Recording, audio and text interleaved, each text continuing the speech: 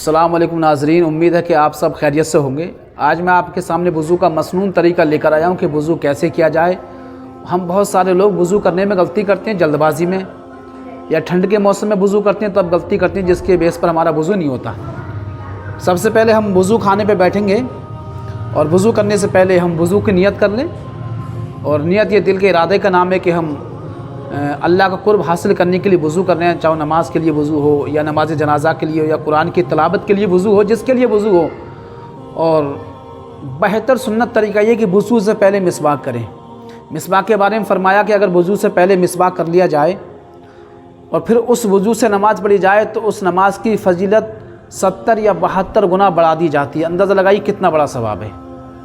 और फ़ुक़हा फरमाते हैं कि अगर मिसवाक करने वाला मिसवाक करे और मिसवाक का आदी हो जाए तो इंशाअल्लाह उसका ख़ात्मा ईमान पे होगा। फिर मिसवाक करने से मुंह की सफाई भी है, दांतों की सफाई है। तो ये मेरे हाथ में मिसवाक है, मिसवाक करते हैं सबसे पहले हम। अगर ये ना हो किसी के पास तो वो अपनी शहादत की उंगली से फेर ले, ये भी मिसवाक के कायम मकाम है। तो हम पहले मिसवाक कर लेते हैं थोड़ी देर के लिए।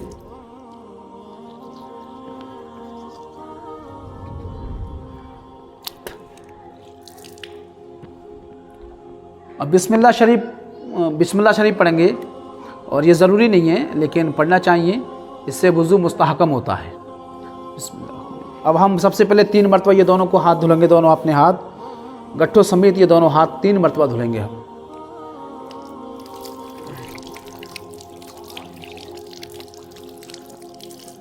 अभी हमने अपने दोनों हाथ धुले गट्ठों समेत। अब हम कुल्ली करेंगे 3 मरतबा।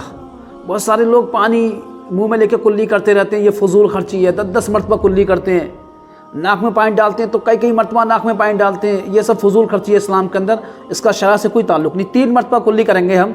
और अब चूँकि रोज़ा है मेरा तो जैसे कुल्ली करने का हुक्म, गलारा नहीं करेंगे ताकि पानी हलक में ना जाए। तो कुल्ली करेंगे 3 मरतबा, कुल्ली करेंगे 3 मरतबा पानी लेके।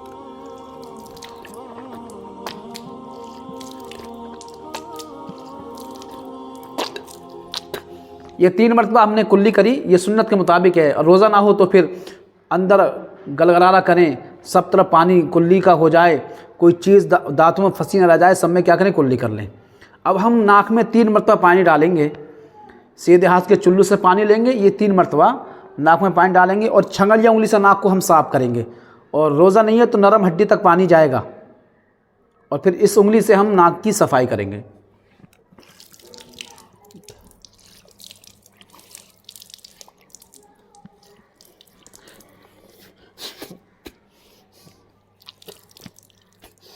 तो ये नाक की सफाई भी हो गई। ये 3 मरतबा नाक में पानी डालना है, ये क्या सुन्नत है।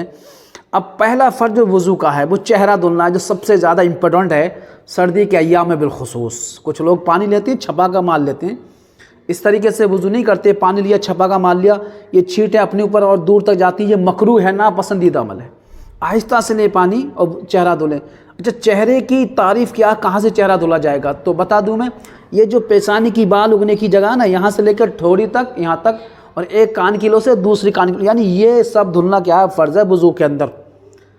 इसे धुलें। इसमें 1 मरतबा की कैद नहीं, 2 मरतबा की, बल्कि पानी बह जाए ये चेहरा धुल जाएगा। देखें आप और समझ में ना आए तो कमेंट में लिख के बताएं।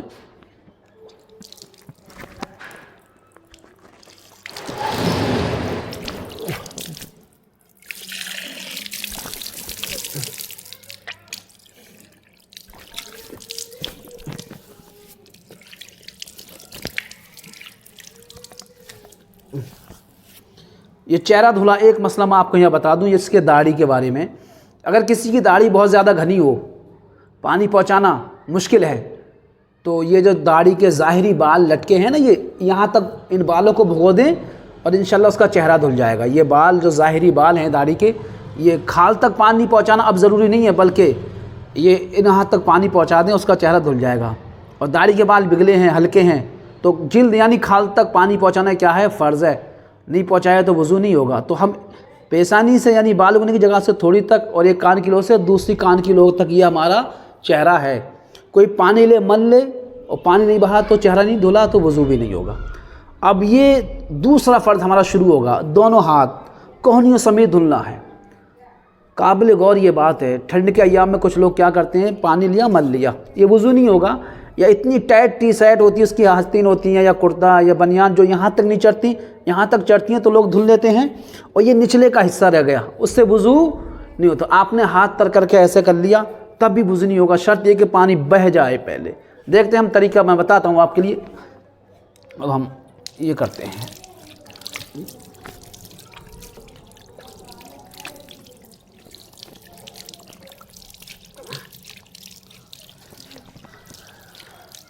ये दोनों हाथ धुल गए हमारे, जो कि वुज़ू का दूसरा फ़र्ज़ है। धुलने के बाद अब हम मसा करेंगे। मसा के दो तरीके हैं, एक पूरा सर का, एक चौथाई सर का। चौथाई सर का ये मसा करना फ़र्ज़ है वुज़ू के अंदर। मसा नहीं हुआ तो वुज़ू नहीं होगा। इसका आसान तरीका ये है, देखें चौथाई सर के बारे में मैं आपको बताता हूँ। ये जो उंगली हैं ये तीनों को मिला लें, इस तरीके से मिल गई। अंगूठा नहीं मिलेगा, ये जो शहादत की उंगली ये भी अलग रहेंगी, और जहाँ से बाल उगते हैं यहाँ से लें आप, और यूँ ये जो हथेली है ये अलग रहेगी, अंगूठा भी अलग, शहादत की उंगली भी अलग। यूँ यहाँ से लेंगे और यूँ करके चले जाएंगे, फिर वापस यूँ पलटा लाएंगे। ये हो गया हमारा मसा। मसा होने के बाद ये दो उंगली बची शहादत की, ये दो अंगूठे बचे, तो ये जो उंगलियाँ इनसे कान का अंदर का मसा करेंगे हम इस तरीके से। ये करने के बाद अब ये अंगूठा बचा, तो कान का बैकग्राउंड पिछला हिस्सा हम इस ये कान का कर लिया। अब हमारा ये जो हिस्सा बचा हथेली का बैकग्राउंड, इससे हम गर्दन का बैकग्राउंड ये मसा करेंगे। ये हमारा मसा हो गया। ये चौथाई सर का तरीका था।